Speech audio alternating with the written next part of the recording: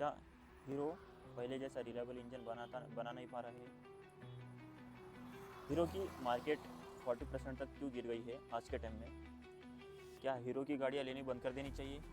क्यों हीरो की गाड़ियाँ लेनी नहीं चाहिए? इसके ऊपर मैं एक बात बताता हूँ। एक इंसिडेंट है, मेरे साथ हुआ है। हीरो का फ्रॉड बोलो या स्कैम बोलो, मैं किसी को ब्लेम करना नहीं चाहता, बट मेरे साथ हुआ है भाई, वो मैटर मैं बोल रहा हूँ। हेलो एवरीवन, टाइम कुछ 8:30 बज रहे हैं अभी।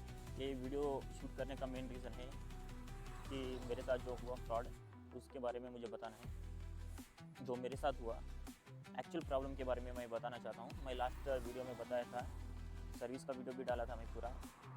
तो यहाँ पे होता ये है कि मेरी गाड़ी का रजिस्ट्रेशन 2024 का है। उसके बाद मैं 6000 किलोमीटर के बाद इंजन में सिर्फ साउंड आने लगता है, टक टक करके नॉकिंग का साउंड आने लगता है। मुझे लगा नॉर्मल होगा, फिर मैंने चला ली थोड़ी बहुत गाड़ी और एक 1000 किलोमीटर 7000 के बाद ये साउंड हार्डली आने लगा था। मैंने सर्विस सेंटर को दिखाया तो क्रैंकशाफ्ट का प्रॉब्लम हो सकता है करके बोला उसने। तो पता नहीं है, मुझे लगा हीरो का मैन्युफैक्चर डिफ़ॉल्ट हो सकता है, क्योंकि गाड़ी 6-7 हज़ार किलोमीटर में इंजन में से साउंड आने लगे, इंजन खुल रहा है, तो हीरो की गाड़ी लेना ही क्यों? लेके क्या फ़ायदा है भाई? आप दूसरे ब्रांड की ओर तो दूसरे ब्रांड की ओर साइड भी जा सकते हो। आपको जेब में से पैसे बर्बाद क्यों करना? आपको टाइम वेस्ट हो रहा है, आपका काम रुक रहा है वहाँ पे। मैंने फिर गाड़ी दे दी। उसके बाद लगभग एक पार्ट गया था, उसकी वजह से उसने बहुत से सारे पार्ट चेंज कर दिए। पता नहीं, लगभग 9300 का बिल आ गया था। तो मैंने बात किया, जॉयरेट का कुछ अप्लाई किया, उसने डिस्काउंट किया उसके ऊपर। 8700 का बिल आया, 750 रुपीज़। तो ठीक है भाई, यहाँ तक तो पूरा हो गया था। उसके बाद मुझे अंदर से टैपेट का साउंड आने लगा। मुझे नहीं पता था कि ये टैपेट का ही साउंड है, लेकिन मैं गाड़ी हैंड ओवर लेने के बाद टिक टिक करके साउंड आ रहा था।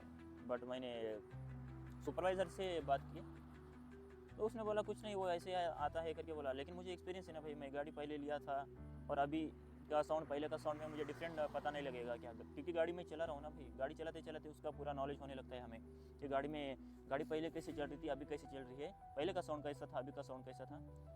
उसको बोला, मैं मैकेनिक से बात किया तो उसने फिर बाद में मुझे बोला कि टैपेड उसने लूज फिट किया है उसकी सेटिंग्स, क्योंकि बाद में गाड़ी रनिंग होने के बाद जैसे हमारे पिस्टन वगैरह खींचते हैं, उसके बाद हम सर्विस कराते हैं, वैसे ही उसने बोला कि टैपेड वगैरह उसका घिसने के बाद थोड़ा स्मूथ होने के बाद फिर से वो प्रॉपर फिटिंग करके देगा मुझे। ठीक है बोल के मैं वहाँ से एक 1000 किलोमीटर के आसपास गाड़ी चला ली थी। उसके बाद मैंने हैंड ओवर कर दिया, उसने काम किया, सेटिंग्स की, गाड़ी की फर्स्ट सर्विस भी हो गई है। मैं लेके तो गया, हो गई। उसके बाद गाड़ी में से साउंड फिर से आ रही थी। मैकेनिक ने बोला कि ये पार्ट्स फिर से चेंज करने पड़ेंगे। मैंने बोला ऐसा क्यों? क्योंकि उसने बोला पार्ट्स फेल हो चुके, चले गए हैं, पार्ट्स ख़राब हो चुके हैं करके बोला उसने। तो ऐसा क्यों? पहले तो मैन्युफैक्चरिंग डिफ़ॉल्ट था, वो ठीक है, तुम्हारे करने के बाद इतना बिल पे करने के बाद भी सेकंड टाइम प्रॉब्लम क्यों आ रही है? पहले तो मैन्युफैक्चरिंग डिफ़ॉल्ट था ना भाई, मैं मान सकता हूँ। तुम लोगों को तो कुछ बोल नहीं सकता, क्योंकि यहाँ पे तुम्हारी गलती नहीं है। जहाँ मैन्युफैक्चर हुआ है उन लोगों ने कुछ प्रॉपर काम ऐसा नहीं किया होगा, या हीरो का पार्ट्स पहले जैसे नहीं है स्मूथ, पहले जैसे पार्ट्स बना नहीं पा रहे हैं, आई डोंट नो। तो तुम्हारे करने के बाद क्यों आ रहा है भाई? उसके बाद लगभग मेरी जो सर्विस थी 6000 किलोमीटर के बाद देना था, लेकिन इस प्रॉब्लम की वजह से 2000 किलोमीटर के अंदर ही मैंने सर्विस को दे दिया। एक्जॉटिक कुछ W40 का ऑयल आता है, 1250 रुपीज़ का अमाउंट रहता है उसको। 6000 में उसकी सर्विस होती है उस ऑयल, अगर वो ऑयल डलवाते हो तो। और नॉर्मल ऑयल रहता है, मैं मेजर यही ऑयल डलवाता हूँ। तो वहाँ पे मुझे मेरा सर्विस का भी लॉस हो गया ना भाई। और नेक्स्ट टाइम मैं जब पहली बार ही काम करवाया था, उसी टाइम मैं बात किया था सुपरवाइज़र से, अगर ये होने के बाद भी नेक्स्ट टाइम तुम्हारे कुछ मैकेनिक्स इनप्रॉपर वर्क की वजह से इसमें अगर फिर से और प्रॉब्लम आती है, तो इसका पार्ट्स वगैरह फिर से कुछ फेल होते तो इसकी रिस्पॉन्सिबिलिटी कौन लेगा करके मैंने बात किया। तो हाँ, हम लेंगे, अगर कुछ पार्ट फिर से फेल होते तो हम चेंज करके दे देंगे। और जो पार्ट्स वारंटी के अंदर नहीं है उसका क्या, मैंने बोला, क्योंकि कुछ पार्ट्स इंजन का वारंटी नहीं रहता है। इंजन में जो बड़े बड़े मेन पार्ट्स रहते हैं, जैसे क्रैंकशाफ्ट वगैरह वगैरह, बड़े बड़े पार्ट्स, इनकी वारंटी आती है। मेंस जो गेयर्स वगैरह रहते हैं, बाकी छोटे छोटे छोटे टेंशनर्स वगैरह, जो अंदर के छोटे छोटे पार्ट्स होते हैं, टाइमिंग किट, इसका वारंटी नहीं आती। और क्लच प्लेट का भी, clutch plate I don't know क्यों चेंज किया उसने। क्लच प्लेट तो अच्छे ही थे, फिर भी क्लच प्लेट चेंज किया। और क्लच प्लेट मैकेनिक से मैंने पूछा तो उसने बोला कि मुझे चेंज नहीं किया। बाद में मैं ऊपर जाके मैंने बिल करवाया तो क्लच प्लेट भी चेंज किया करके उसने बोला। तो ये थी पहले की बात। ये होने के बाद फिर से मुझे वॉल्स का पैसे देना पड़ा है, क्योंकि सेकंड टाइम प्रॉब्लम आ रहा था टैप इट का, और एक बार सर्विस देना पड़ा, और एक 3000 में 2700 रुपये मेरा लॉस हो गए। तो भाई एक तरह से हीरो का सर्विस सेंटर भी बेकार है, हीरो की गाड़ियाँ भी बेकार है। आप TVS की तरफ चले जाओ या होंडा की तरफ चले जाओ, यहाँ पे आपको बेटर गाड़ियाँ बना रहे हैं आजकल। होंडा तो और बेटर गाड़ियाँ बनाता है, इनके होंडा के इंजन्स बहुत रिलायबल होते हैं, बहुत ही स्मूथ होते हैं, और आजकल SP 125 बहुत ज़्यादा बिक रही है गाड़ी। हीरो को आजकल कोई भी नहीं ले रहा बेटर माइलेज के वो चलते हैं, और ये गाड़ी भी पहले अच्छा खासा माइलेज दे रही थी। इंजन का काम होने के बाद मुझे माइलेज कितना मिल रहा है, 38 37 से ज़्यादा माइलेज मिल ही नहीं रहा है। मैंने मैकेनिक को भी 2-3 बार बोला, उसके बाद वो इंजन नया है करके उसने बोला, फिर भी सेकंड सर्विस हो गई, अभी थर्ड सर्विस भी हो गई, फिर भी मुझे इंजन से माइलेज नहीं मिल रहा है। 38 के अराउंड ही मिल रहा है, क्योंकि मैंने स्पेशली फुल टैंक करके चेक किया हुआ है।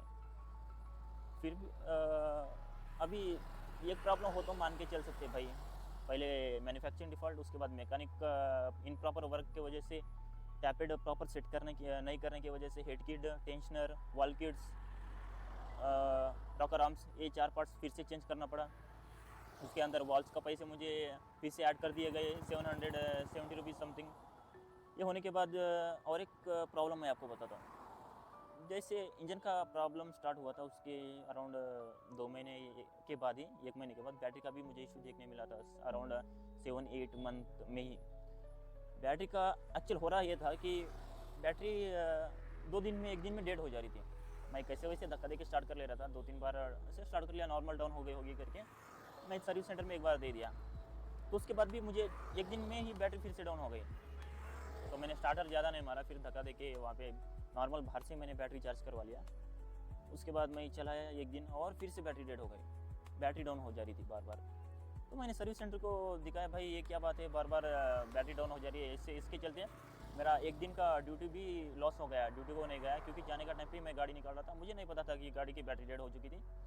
फिर स्टार्ट किया तो बैटरी पूरा डेड थी, फिर चार्जिंग लगाया, नेक्स्ट दिन मैं जा रहा था, फिर उसके बाद मैंने चेक किया तो फिर से डाउन हो गई थी।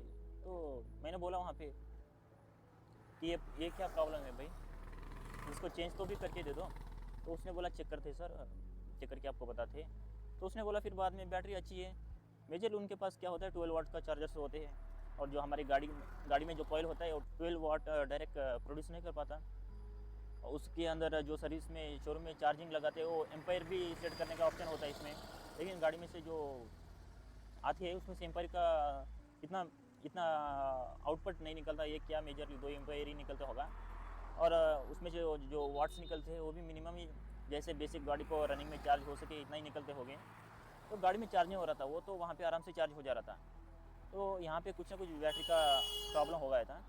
तो 2-3 बार मैं ये इशू फेस किया, उसके बाद मैं खुद ही चेंज कर लिया यार, क्योंकि उसके बाद और 2-3 बार मुझे परेशान हो चुकी थी। मैं नाइट को टाइम पे गाड़ी ऑफिस से निकाल रहा था, नीचे पार्किंग में ही डेड हो गई थी। अराउंड 12 बजे थे, अभी गाड़ी वहाँ पे रख भी नहीं सकते, मैं भी खुद वहाँ पे रुक नहीं सकता। सो अराउंड 6 किलोमीटर गाड़ी मैं धक्का देते हुए लाया। नेक्स्ट टाइम हो गई थी तो भैया उसी एरिया में था, तो उस टाइम पे कैसे तैसे टो करके ले गए थे। उसके बाद मैंने बार बार परेशानी हो रही थी, तो इस वजह से बैटरी खुद चेंज कर लिया। और उसके बाद शोरूम से जो बैटरियाँ आती है उसकी 18 मंथ की वारंटी होती है, अराउंड और 5 महीने की वारंटी थी, 5 या 6 महीने की वारंटी बची थी। फिर भी ये लोग चेंज नहीं कर रहे थे, बैटरी को चार्ज कर दे रहे थे, रख दे रहे थे। फिर मेरे को बार बार परेशानी हो रही, तो मैंने डायरेक्ट नई बैटरी लगवा ली एमरॉन का। इसमें एक्सिट की बैटरी आती है। मैंने बाद में एमरॉन का 1700-1800 रुपये देके खुद के जेब से नई बैटरी का पैसा पे करना पड़ रहा है मुझे। तो लगभग मान सकते हो यार कि मुझे फाइनेंशियली भी लॉस हुआ है, मेंटली भी बहुत परेशान हुआ हूँ मैं, मेंटली और फिज़िकली भी बहुत परेशान हो चुका हूँ मैं। तो अभी फ़िलहाल तो कोई भी उस टैपेट का बाद में चेंज करने के बाद फ़िलहाल मैं सेकंड सर्विस, उसके बाद और एक सर्विस भी दे चुका हूँ। गाड़ी 4000 किलोमीटर चल चुकी है, अभी गाड़ी एकदम स्मूथ चल रही है, अभी कोई दिक्कत नहीं है। लेकिन भाई मुझे कहीं ना कहीं बहुत ज़्यादा परेशानी हुई है यहाँ पे, मेंटली बहुत परेशान हुआ हूँ, फिज़िकली बहुत परेशान हुआ हूँ मैं। और आपको झूठ लग रहा होगा कि मैं बैटरी चेंज नहीं किया, मेरे पास वो बैटरी का वारंटी कार्ड नहीं मिला मुझे, नहीं तो आपको मैं शो कर देता। और आपको बैटरी भी दिखा देता हूँ कि गाड़ी में मैंने एम्ब्रॉन की बैटरी लगाई है, क्योंकि हीरो की तरफ से एक्सिड की बैटरी आती है। एक बार शो करा देता हूँ मैं। ये देख पा रहे होगे यहाँ पे एम्ब्रॉन की बैटरी लगी हुई है, जो कि ग्रीन कलर में ही होती है। सो भाई मैं ज़्यादा तो कुछ कहना नहीं चाहता, जो भी है हीरो अपनी गाड़ी बनाने में मैन्युफैक्चर पे भी थोड़ा ध्यान दे, और अपने सर्विस सेंटर को भी सुधारे, वरना हीरो की सेल और बहुत ज़्यादा गिरने वाली है, मैं बोल रहा हूँ। क्योंकि मेरा लगभग पैसा मैं मान के चल सकता हूँ यहाँ पे 9000 और वो 2700 1800 बैटरीज का लगभग वैसे कैलकुलेशन किया जाए तो 15000 का मुझे लॉस हुआ है। लेकिन फाइनेंशियली देखा जाए तो मुझे इससे भी ज़्यादा लॉस हुआ है, लेकिन क्योंकि इससे मेरी ड्यूटी एक दिन लॉस हो गया था, ड्यूटी को जा नहीं पाए थे बैटरी की वजह से। और इंजन का तो मैं बोल ही रहा हूँ, सब ऐड ऑन करे तो लगभग 17-18,000 का मेरा लॉस हुआ है भाई। एक गाड़ी लेने के बाद भी नहीं, ये गाड़ी इतना प्रॉब्लम आपको दे रही है तो एक इंसान बहुत ज़्यादा परेशान हो जाता है। मेरा तो बीच बीच में मन कर रहा था कि ये गाड़ी को बेच दूँ यार, लेकिन मेरी ड्रीम बाइक थी, मैंने खुद से 1-1 रुपये जमा करके लिए थे, इस वजह से मैं बेच भी नहीं पाया इसको।